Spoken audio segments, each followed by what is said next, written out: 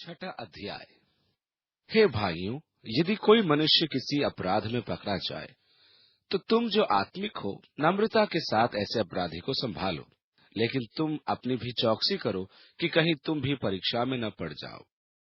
धर्मशास्त्र पाप और अपराध में फर्क बता रहा है, पर मैं समझता हूँ कि फर्क बहुत मामूली है।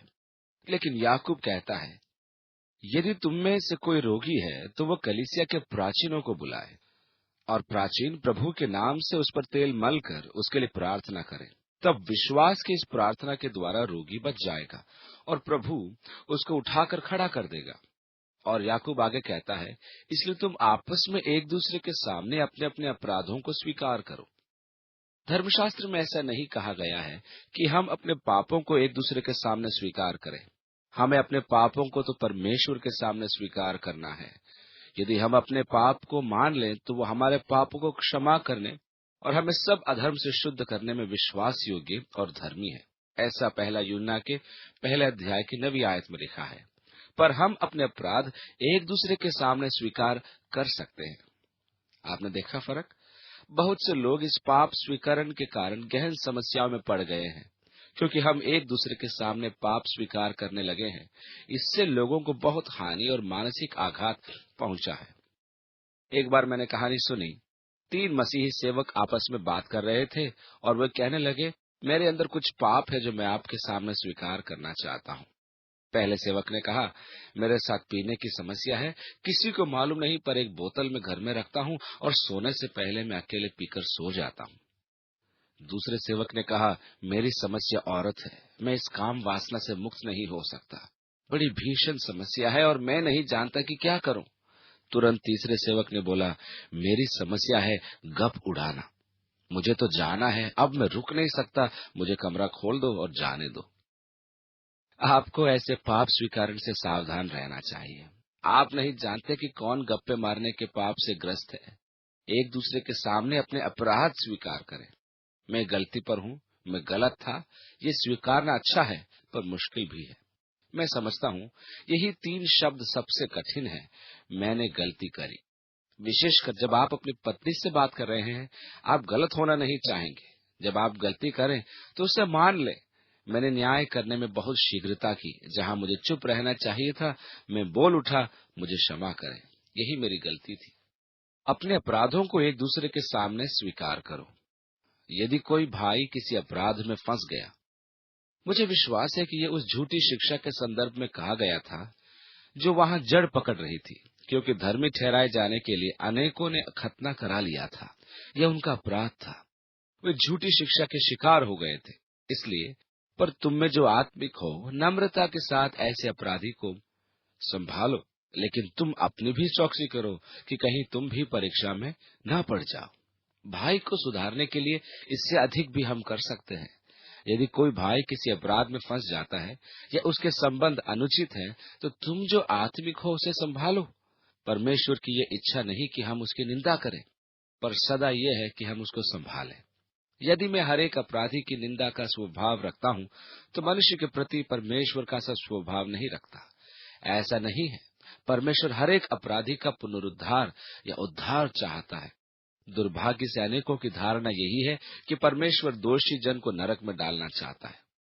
यदि आपने पाप किया तो परमेश्वर आपको नष्ट करना चाहता है।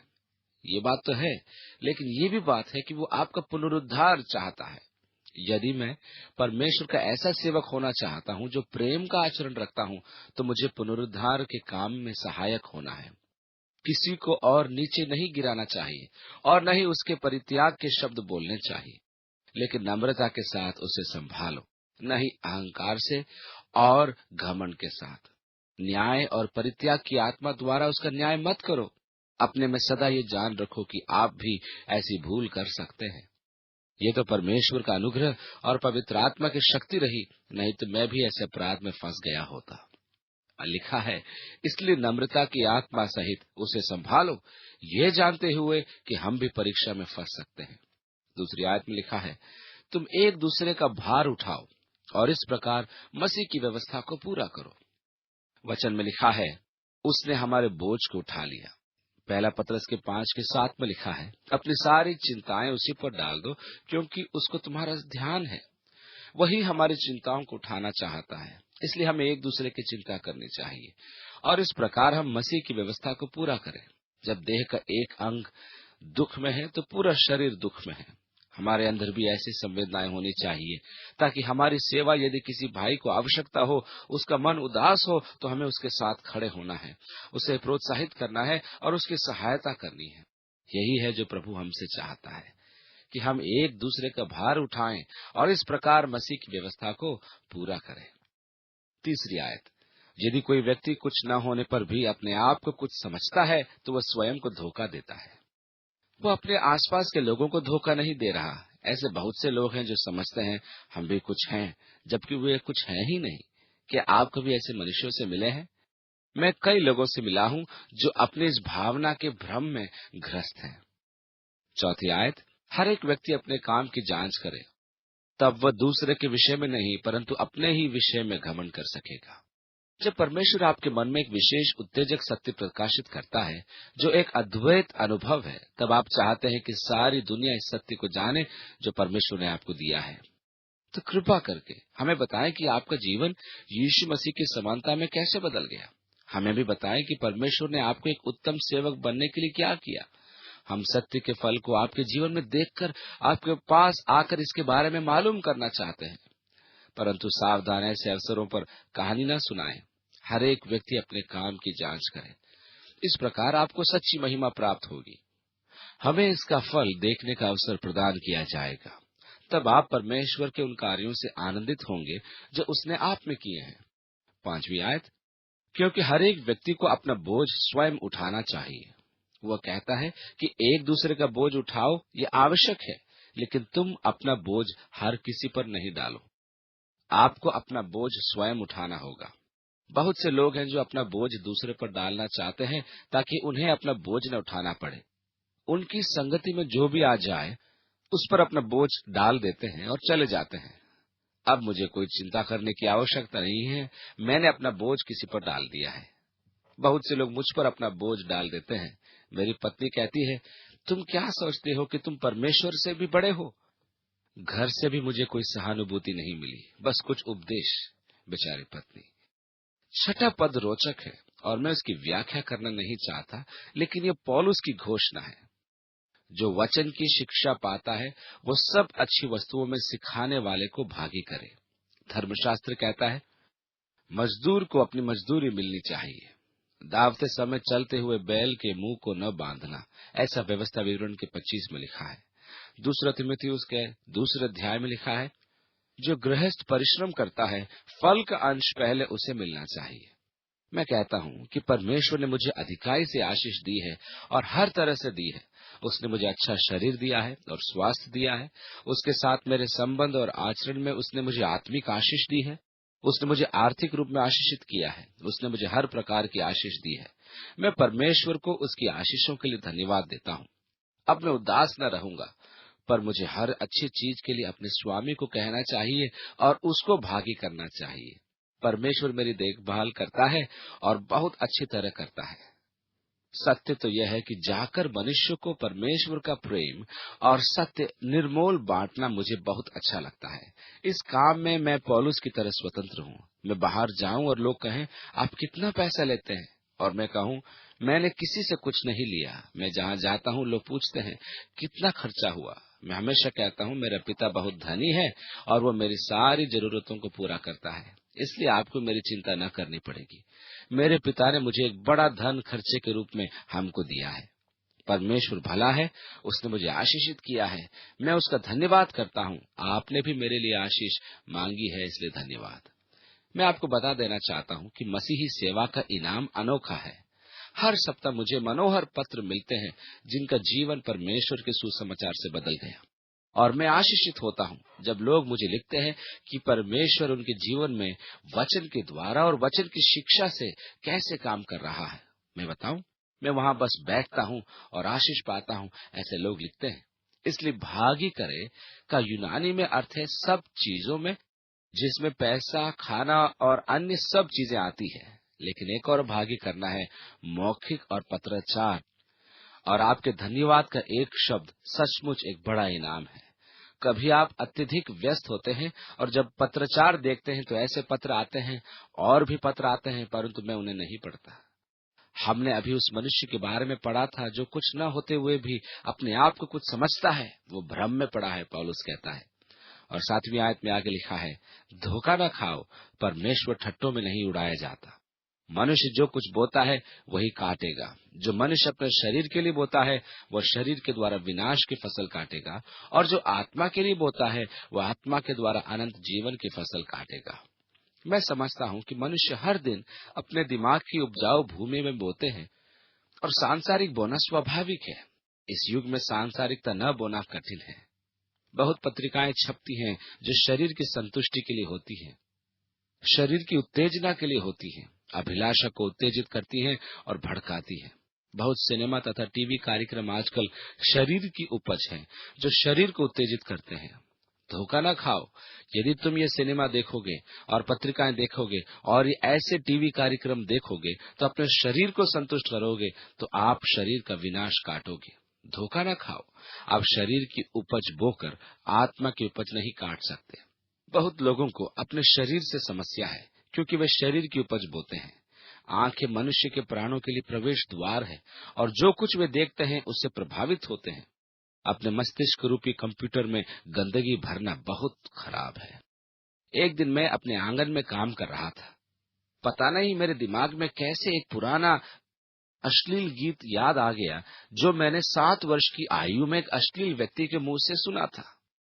बहुत वर्षों बाद उस दिन मेरे दिमाग में वो गीत आ गया। मैंने सोचा, हे परमेश्वर, ये कितना भयानक है कि जब मैं छोटा था ऐसा बीज मेरे दिमाग में बो दिया गया। उन लोगों ने गीत गाया, जब मैं छोटा था मेरे मन को गंदा किया और गंदगी से भर दिया, जो अभी भी वहां है, जिसे मैं आज तक निकाल नहीं पाया। मुझे याद नहीं कि वो गीत क्या था, पर अश्लील था इतना याद है। न तो मैंने कभी वो गीत गाया और न गाता हूँ। वो पहला अवसर था कि बाल्यकाल में सुना हुआ गीत मेरे दिमाग में आ गया। मैंने कहा, ओह कचरा, और मैं कोरस और प्रभु की स्तुति के गीत गाने लगा कि उस कूड़े को पुनः कूड़ेदान में डाल दूं। तुम बोते हो शरीर से या आत्मा से, और जो तुम बोते हो वही काटोगे। ये स्वाभाविक है, यही जीवन है। इस विषय में धोखा न खाओ। अच्छी बात तो यह है, क्या हम आत्मा में बो सकते हैं? यही तो हम आज रात करने जा रहे हैं। आत्मा जीवनदायक है। परमेश्वर का वचन जीवित, प्रबल और दोधारी तलवार से भी बहुत अधिक तेज है। ये जीव और आत्मा को, गांठ गांठ और गूदे गूदे को अलग करके आर पार छेदता है। वो मन की भावनाओं और विचारों को जांचता है। परमेश्वर का वचन हमारी आत्मा को पोषण प्रदान करता है, और जब हम आत्मा में बोते हैं तब हम आत्मा के द्वारा अनंत जीवन की फसल काटेंगे। महत्वपूर्ण तो यह है कि मैं क्या बो रहा हूँ, क्योंकि जो मैं बो रहा हूँ वही बाहर आने वाला है। यदि मैं आत्मा की फसल बोता हूँ तो आत्मा के फल उत्पन्न होंगे। महत्वपूर्ण तो यह है कि हमें आत्मा की खेती अधिक से अधिक करनी चाहिए। परमेश्वर हमारी सहायता करे। अनेक अर्थों में हम बुरे दिनों में रह रहे हैं। हमारे पास समस्त आधुनिक सुविधाएं हैं, जो सब हमें परमेश्वर से दूर ले जाने के लिए बनाई गई हैं। अपना समय बिताने को टीवी खोलकर अपने पसंद का कार्यक्रम आप देख सकते हैं और कल्पनाओं में खो सकते हैं। कुछ रहस्य, कुछ कहानी या कुछ रोमांस। समय गंवाने का कितना अच्छा तरीका है टीवी। शरीर में बोना आसान है, लेकिन धोखा न खाओ। जो कुछ मनुष्य बोता है वही काटेगा। 9वीं आयत में, हम भले काम करने में साहस न छोड़ेंगे तो ठीक समय पर फसल भी काटेंगे।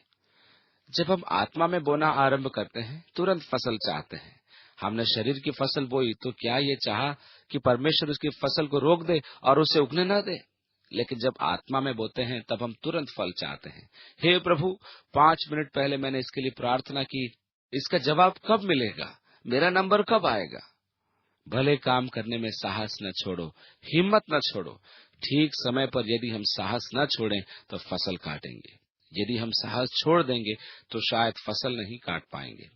इसलिए जहां तक अवसर मिले हम सबके साथ भलाई करें, विशेषकर विश्वासी भाइयों के साथ। ऐसा 10वीं आयत में लिखा है।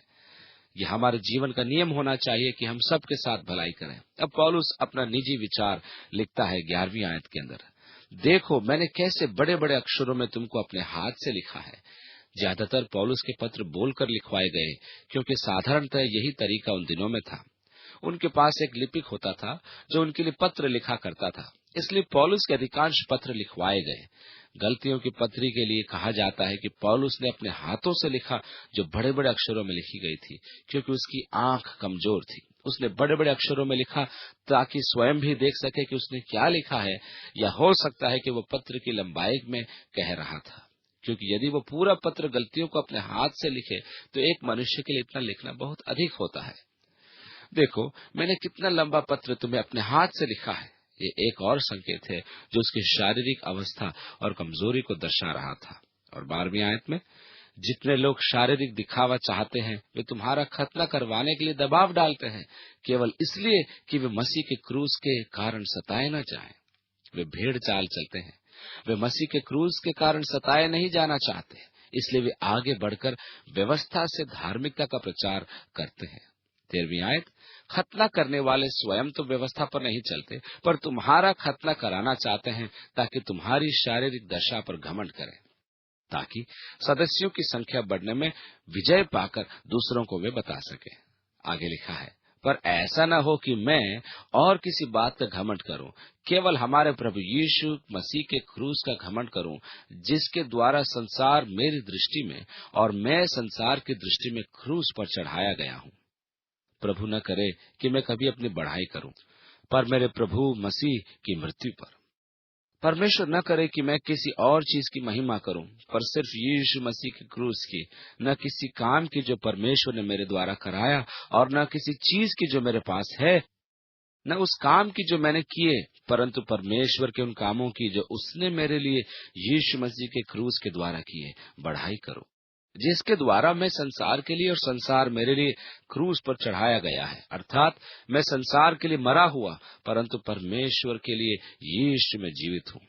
आगे लिखा है, क्योंकि न खतना और न खतना रहित कुछ है, परंतु नई सृष्टि ही सब कुछ है। मुझे अपने संबंधों से कुछ लेन देन नहीं रहा। महत्वपूर्ण तो यह है कि अब मैं मसीह में नई सृष्टि हूँ। इसलिए अब से 16वीं आयत में लिखा है, जो लोग इस नियम पर चलेंगे उन पर शांति और दया होती रहे। आगे को कोई मुझे दुख न दे, क्योंकि मैं यीशु के दागों को अपनी देह में लिए फिरता हूँ। पौलुस या इब्रानियों के लेखक ने कहा, तुमने पाप से लड़ते हुए उससे ऐसी मुठभेड़ नहीं की कि तुम्हारा लहू बहा हो। लेकिन पौलुस कहता है, मैं यीशु के दागों को अपनी देह में लिए फिरता हूँ। 18वीं आयत में, हे भाइयों, हमारे प्रभु यीशु मसीह का अनुग्रह तुम्हारी आत्मा के साथ रहे। आमीन। पिता, हम तेरे वचन के लिए तेरा धन्यवाद करते हैं, और आज तूने हमको ये मौका दिया कि हम जाने कि हमें आत्मा में बोना है, ताकि हम, हे प्रभु, आत्मा की फसल काट सके। परमेश्वर, हम आत्मा में चलना चाहते हैं, आत्मा का मार्गदर्शन चाहते हैं। हम आत्मा में जीना और उसके नियंत्रण में रहना चाहते हैं। हम अपने जीवन में आत्मा का फल अपने जीवन में देखना चाहते हैं। हम अपने शरीर को पवित्र आत्मा का मंदिर होने के लिए देते हैं। प्रभु यीशु मसीह के नाम में आमीन। परमेश्वर हमें आशीष दे और आपके हृदयों को पवित्र आत्मा से भर दे कि आप पवित्र आत्मा में चलें और बो सकें, ताकि आत्मा की फसल आने वाले दिनों में काट सकें, जो मसीह के द्वारा बहुतायत का आत्मिक जीवन है।